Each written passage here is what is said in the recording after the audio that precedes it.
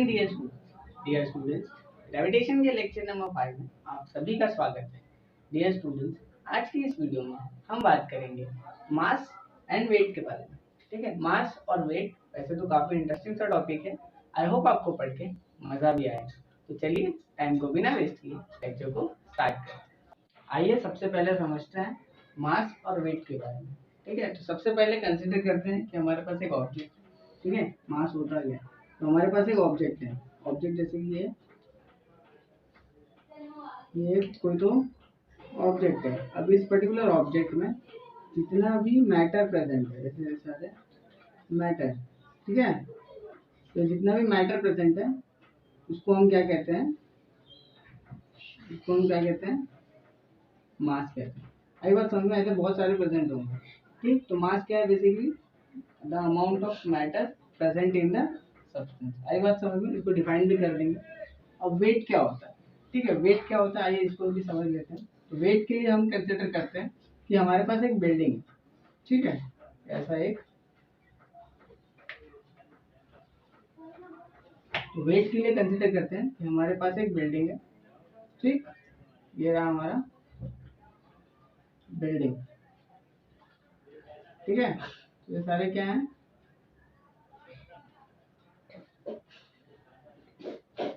Alright. अब यहाँ पे क्या किया हमने कि यहाँ पे हमने एक बॉल कंसिडर किया। ठीक, अब अगर यहाँ से मैं बॉल को ड्रॉप कर रहा हूँ तो होगा क्या? बॉल नीचे फॉल हो जाएगा, इस तरीके से होगा ना, करेक्ट। तो यहाँ पे आके फॉल होके यहाँ पे वापस आ जाएगा रेस्ट पे। ठीक, तो ये जो फोर्स लगा इस बॉल के ऊपर, ऐसे फोर्स लग रहा है ना, तो ये फोर्स क्या है? बेसिकली इसी को हम क्या कहते हैं?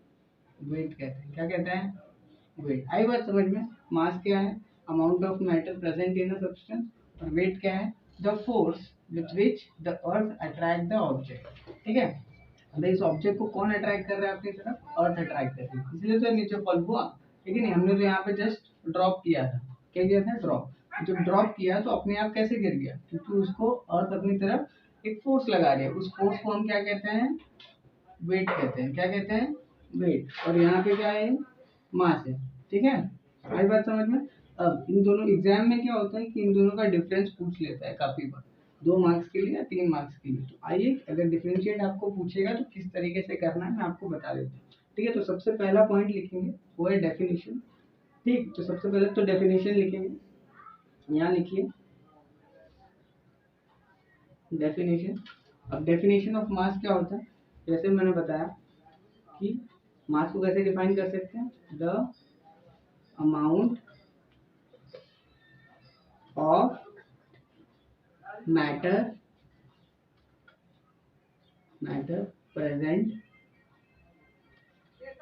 present in the amount of matter present in a substance। ये जैसे एक सब्सटेंस है ना, कोई भी एक चीज है, तो सब्सटेंस इज कॉल्ड क्या बोलते हैं उसको हम? मास। आई बात समझ में? मास क्या होता है? Basically the amount of matter present in a substance. ठीक है, इज कॉल्ड मास। अब वेट क्या होता है? वेट को भी डिफाइन करते हैं। वेट को कैसे लिख सकते हैं कि the force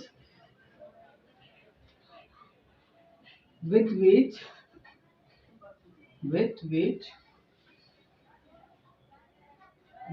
earth attracts। ठीक है, the force with which the earth attracts, या फिर the pull भी लिख सकते हैं। ठीक है, attracts या फिर pull the object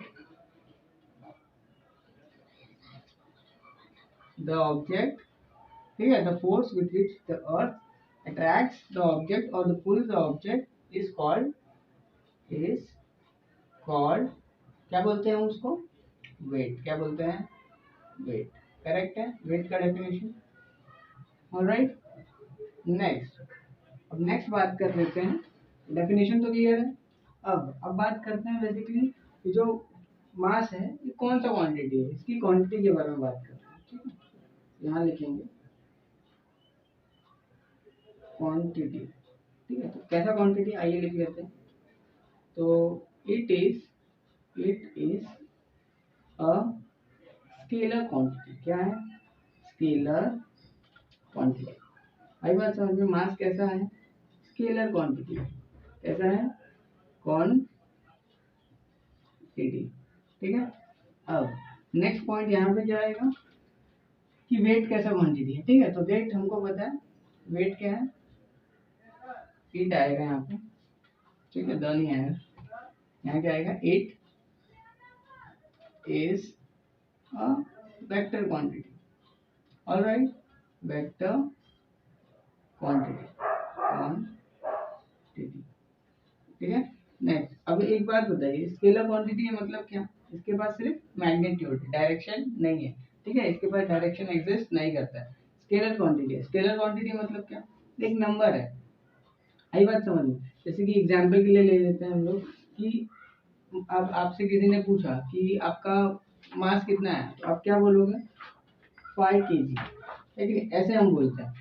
क्या बोलते हैं? 5 kg। ये 5 kg हम क्या डिनोट कर रहे हैं? एक नंबर है, नंबर स्पेसिफाई कर रहे हैं, मैग्नीट्यूड। ठीक है। अब वेक्टर क्वांटिटी में क्या होता है, कैसा होता है कि यहाँ पे आपको डायरेक्शन भी बताना होता है। जैसे कि आप बोल रहे हो कि आप 5 न्यूटन मूव किए, बट किधर मूव किए? टूवर्ड्स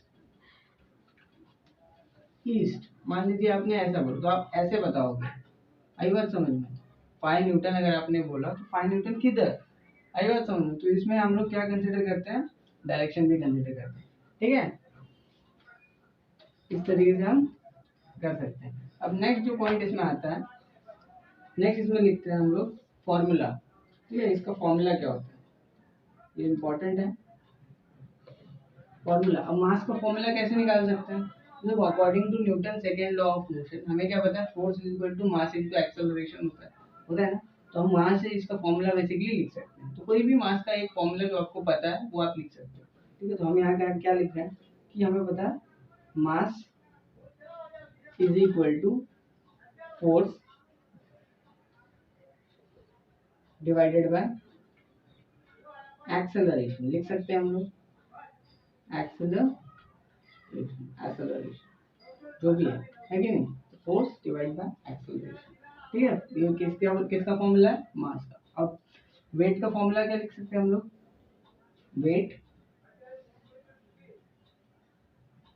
वेट क्या है? बेसिकली फोर्स ही है ना।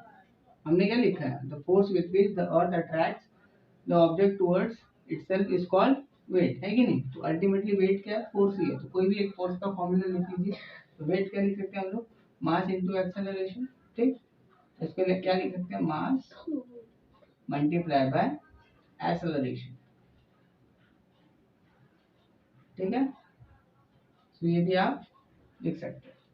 ठीक, अब नेक्स्ट देखिए, हमने डेफिनेशन देखा, क्वांटिटी देखा, ठीक है, फॉर्मूला भी हो गया। और क्या लिख सकते हैं हम लोग? नेक्स्ट हम लोग इसकी यूनिट्स के बारे में बात कर सकते हैं। है कि नहीं? यूनिट्स, यहाँ पे हम यूनिट्स लिख देते हैं, यूनिट्स। अब यहाँ पे बेसिकली यूनिट्स आप चाहो तो दोनों सिस्टम में मेंशन कर सकते हो। ठीक, तो सबसे पहले यहाँ लिखिए कि ऐसा यूनिट ऑफ मास इज, क्या होता है भाई? किलोग्राम। है कि नहीं? किलोग्राम होता है। ये आप इम्पोर्टेंट इस तरीके से मेंशन कर सकते हो। ऐसा unit of mass is kilogram. While weight का ऐसा यूनिट क्या होता है? यहाँ लिखिए, ऐसा यूनिट ऑफ वेट क्या होता है? इज फोर्स के बराबर है। तो फोर्स का यूनिट क्या होता है? न्यूटन। तो ये इसका यूनिट भी क्या होगा? न्यूटन के इक्वल होगा। तो ऐसा unit of weight is newton. Alright, ठीक है। नेक्स्ट क्या बात कर सकते हैं? इसका सीजीएस यूनिट भी लिख सकते हैं। जैसे यहाँ पे आप लिखिए सीजीएस यूनिट ऑफ मास क्या होता है भाई? Is grams. लिख सकते हैं। ठीक है, सीजीएस यूनिट क्या होता है? ग्राम्स होता है। नेक्स्ट यहाँ पे किसकी बात कर रहे हैं हम लोग? सीजीएस यूनिट ऑफ वेट की बात कर रहे हैं। ठीक, सीजीएस यूनिट ऑफ वेट ये क्या होता है भाई? न्यूटन का सीरियस यूनिट में देखेंगे तो इसको हम बोलते हैं डाइन। क्या बोलते हैं? डाइन। याद है? हमने किया है, कर रखा है। नेक्स्ट, अब देखिए ध्यान से, यहाँ पे स्पेलिंग मिस्टेक है, यहाँ टी आएगा, ठीक है? तो आप समझ जाइए, इसको बाद में कर लेंगे, तो कर ही लेते हैं हम, ठीक है? क्वांटिटी ऐसा नहीं आएगा, टी आएगा, ये मैं लिख देता हूँ। तो इसको क्या लिखेंगे?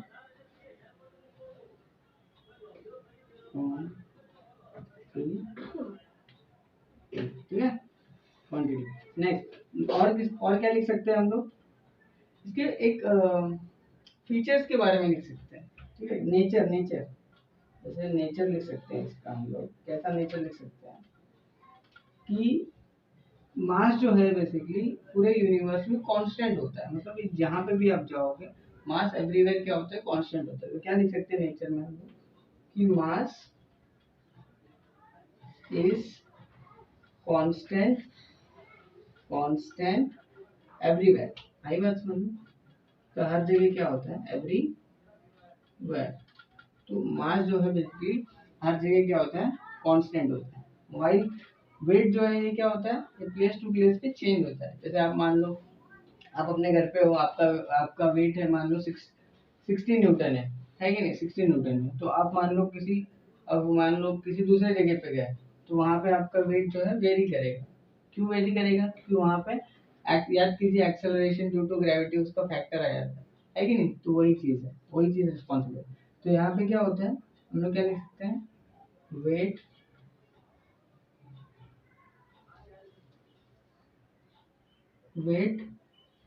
is weight of the object, weight is variable, ठीक है? ऐसा लिख सकते हो आप, वेट इज वेरिएबल। नहीं तो ऐसा नहीं लिख करके ऐसा भी लिख सकते हैं, weight changes from place to place, ठीक है? Weight changes from one place to another. Correct है?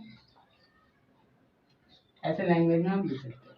तो आई होप आपको सारे टर्म्स मैंने मतलब डिफरेंशिएट के बता दिए। एक बार रिकॉल कर लेते हैं। मास हमने क्या देखा था कि किसी ऑब्जेक्ट में कितना अमाउंट ऑफ मैटर प्रेजेंट है, ठीक है? तो वो उसका बेसिकली क्या होगा? मास कंसीडर किया जाएगा। वेट को हमने क्या देखा? वेट क्या होता है कि अगर मान लो एक बिल्डिंग पे से हमने एक बॉल को ड्रॉप किया, तो उस पर जो फोर्स ऑफ अट्रैक्शन लग रहा है ग्रेविटी अर्थ के द्वारा, तो उसी फोर्स को हम लोग क्या कहते हैं? वेट कहते हैं, ठीक है? नेक्स्ट हमने इसको डिफाइन किया था। कैसे डिफाइन किया? The amount of matter present in a substance is called मास, है कि नहीं? ऐसा आप डिफाइन कर सकते हो। नेक्स्ट, इसको हमने वेट को कैसे डिफाइन किया? The force with which the earth pulls the object is called weight, है कि नहीं? पुल्स या अट्रैक्ट, ठीक है? जो भी है आप अपने हिसाब से लिख सकते हो। Pulls the object is called weight, ठीक है? नेक्स्ट हमने बात किया क्वांटिटी। अब वेट मास क्या है? कैसा क्वांटिटी है? Mass is a scalar quantity. क्यों स्केलर क्वांटिटी? क्योंकि उसके पास क्या है? सिर्फ मैग्नीट्यूड है, ठीक है? मैग्नीट्यूड। नेक्स्ट, वेट कैसा है? Weight is a vector quantity. Vector quantity क्यों है? बिकॉज उसके पास magnitude as well as direction दोनों एग्जिस्ट करता है, ठीक है? सेम टाइम पे। नेक्स्ट हमने बात किया फॉर्मूले के बारे में। मास का फॉर्मूला आप कोई भी लिख सकते हो, ठीक है? तो हमने कौन सा फॉर्मूला लिखा है? Force upon acceleration. ये न्यूटन का सेकेंड लॉ का हमने फॉर्मूला लिखा। आप चाहो तो मोमेंटम वाला फॉर्मूला भी लिख सकते हो, ठीक है? जैसे कि mass is equal to momentum upon velocity, वो भी चलेगा, कोई प्रॉब्लम नहीं। आई बात समझ में? नेक्स्ट, वेट का फॉर्मूला क्या है? मास इनटू एक्सेलरेशन, ठीक? नेक्स्ट हमने बात किया यूनिट्स के बारे में। अब यूनिट्स का हमने दो सिस्टम में कंसिडर किया। ऐसा यूनिट में मास का यूनिट जो है that is kilogram. Alright, CGS में क्या है मास का यूनिट? ग्राम, ठीक? नेक्स्ट, यहाँ पे और क्या लिख सकते हैं? जैसे कि वेट का ऐसा यूनिट क्या हमने लिखा है? न्यूटन। और सीजीएस यूनिट क्या है? डाइन, ठीक है? तो लास्ट में हमने नेचर की बात की। नेचर कैसा है? मास का नेचर कैसा है? जैसे कि ये हर जगह क्या रहता है? कांस्टेंट रहता है, ठीक है? यूनिवर्स में आप कहीं भी जाओ, आपका मास जो है, आपके अंदर जो अमाउंट ऑफ मैटर प्रेजेंट है, वो तो सेम ही रहने वाला है, ठीक, वो चेंज नहीं होगा। हाँ, क्या चेंज हो सकता है? वेट। वेट कैसे चेंज होगा from place to place? Because हर एक, आप जैसे जैसे दूसरे प्लेस पे जाओगे वहाँ का रेडियस वहाँ पे चेंज होगा, ठीक है, तो रेडियस के अकॉर्डिंग चेंज होगा, तो acceleration due to gravity change होगा, और एक्सेलरेशन चेंज होगा तो वेट भी चेंज होगा, क्योंकि वेट और एक्सेलरेशन में डायरेक्टली प्रोपोर्शनल है कि नहीं? इसीलिए आई होप आपको सारे डिफरेंसेस समझ में आए होंगे। अगर आप इसे नोट करना चाहें तो नोट कर सकते हैं। फिर हम बढ़ते हैं अपने नेक्स्ट टॉपिक। नेक्स्ट टॉपिक हमें दे रखा है, दैट इज फ्री फॉल। आइए समझते हैं फ्री फॉल होता क्या है। ठीक है, तो इसको समझने से पहले हम लोग कंसिडर करते हैं कि हमारे पास एक ऑब्जेक्ट, ठीक, एक ऑब्जेक्ट है, ये रहा हमारा object.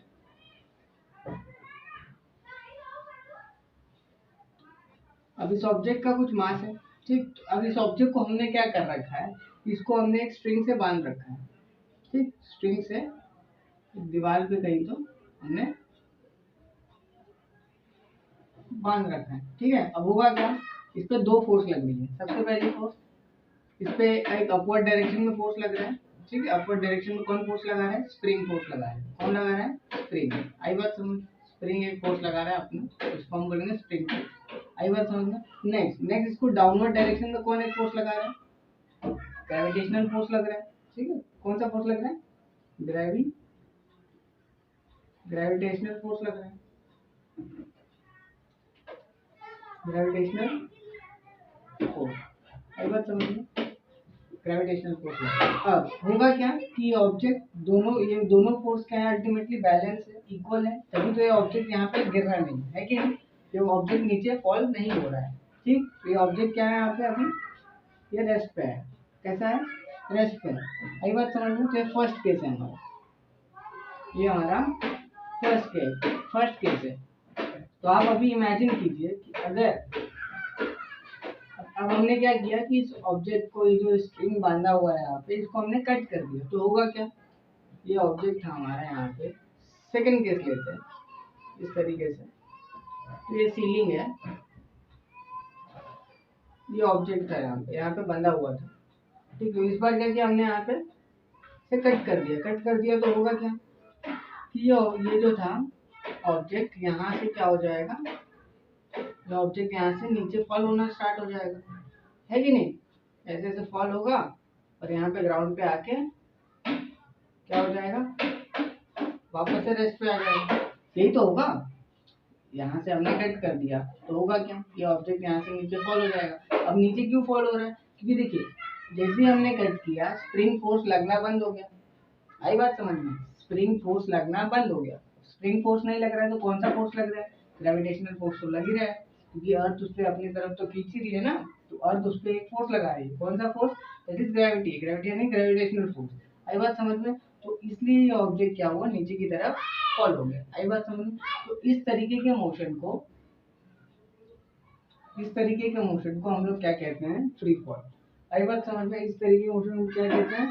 Free fall. Free fall क्यों कह रहे हैं? क्योंकि यहाँ पे सिर्फ और सिर्फ एक फोर्स एग्जिस्ट कर रहा है, और वो फोर्स है ग्रेविटेशनल फोर्स, ठीक है। कौन सा फोर्स है? Gravitational force. इन रियलिटी बात की जाए तो ऐसा यहाँ पे और भी फोर्सेस आ जाते हैं, जैसे कि फ्रिक्शनल फोर्स आ जाता है, ठीक है, एयर का फ्रिक्शनल फोर्स आ जाता है, बायोन्स फोर्स आ जाता है, ठीक। तो वो सारे फोर्सेस को हमें नेग्लेक्ट करके मानते हैं, ठीक है। अगर वो सारे फोर्स अगर नहीं नहीं होंगे तो उस केस में हम लोग क्या कहते हैं? फ्री फॉल कहते हैं। आई बात समझ में? तो उस तरीके का मोशन हम लोग कहाँ पे कर सकते हैं? बेसिकली वैक्यूम के अंदर क्रिएट कर सकते हैं। तो हम लोग कह सकते हैं कि जो ट्रू फ्री फॉल होता है, ठीक है, जो इन रियलिटी, ठीक है, तो एक्चुअली में जो आइडियल केस वाला फ्री फॉल होता है वो कहाँ पे मिलता है? वैक्यूम के अंदर, ठीक है, वैक्यूम के अंदर। तो इस तरीके के फ्री फॉल को हम पहले डिफाइन कर लेते हैं, ठीक है। तो फ्री फॉल को हम क्या लिख सकते हैं?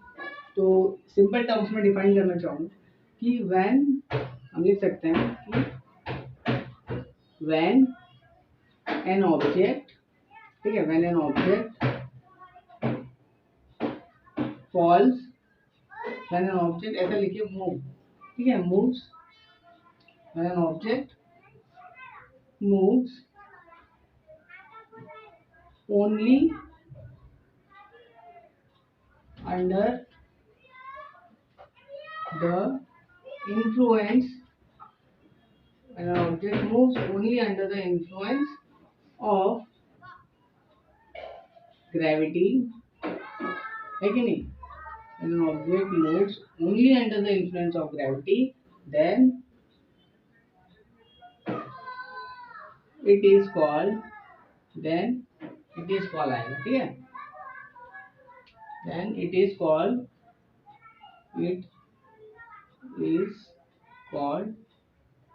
क्या बोलते हैं हम उसको? Free fall. ठीक, फ्री फॉल क्या है basically? When an object moves only under the influence of gravity, ठीक है, खाली ग्रेविटी के इन्फ्लुएंस में अगर ऑब्जेक्ट फॉल मूव कर रहा है तो उस तरीके के मोशन को हम क्या कहते हैं? फ्री फॉल कहते हैं। आई बात समझ में? ठीक है, अब इसके लिए मैं आपको एक और एग्जांपल लेना कंसीडर करेंगे, ठीक है? एक और एग्जांपल देना चाहूंगा, दैट इज यहाँ पे हम कंसीडर करते हैं कि हमारे पास यही बॉल है हमारा, ठीक है, प्यारा सा वही हमारा बॉल है, ठीक। अब इसको हमने क्या किया? अपवर्ड डायरेक्शन में थ्रो कर दिया। क्या किया? अपवर्ड डायरेक्शन में थ्रो कर दिया। तो होगा क्या? मान लीजिए इस पे हमने एक वेलोसिटी से अपवर्ड डायरेक्शन में थ्रो कर दिया। कितनी वेलोसिटी थी? मान लीजिए 2 मीटर पर सेकंड से 2 मीटर पर सेकंड से क्या कर दिया? इसको अपवर्ड डायरेक्शन में थ्रो कर दिया। तो होगा क्या?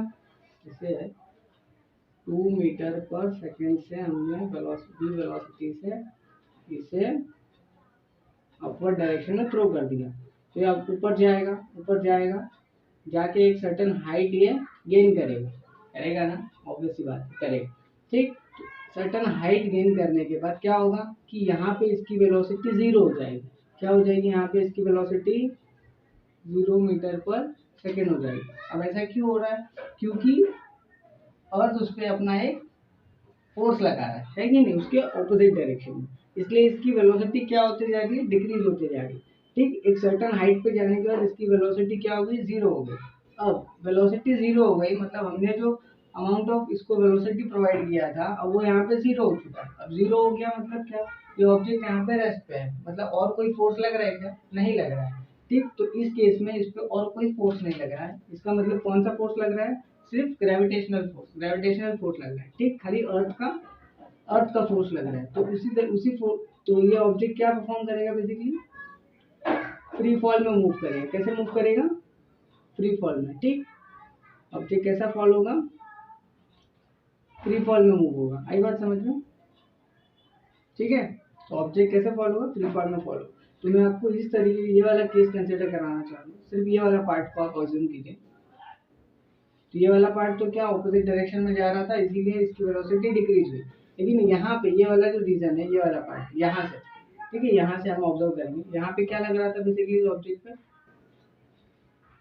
जी फॉर ग्रेविटी, ठीक है, ग्रेविटी लग रही थी नीचे की तरफ, इसीलिए ऑब्जेक्ट नीचे की तरफ फॉल हुआ, ठीक। अब हमें बेसिकली क्या कंसिडर करना है? हमें सिर्फ ये वाला रीजन देखना है। यहाँ पे क्या है? ऑब्जेक्ट की वेलोसिटी क्या है? 0 है। अब 0 से जैसे जैसे इस पे फोर्स लगते जा रहा है, ये उसकी वेलोसिटी क्या हो रही है? इंक्रीज हो रही है, ठीक। यहाँ पे वापस से कितनी हो जाएगी?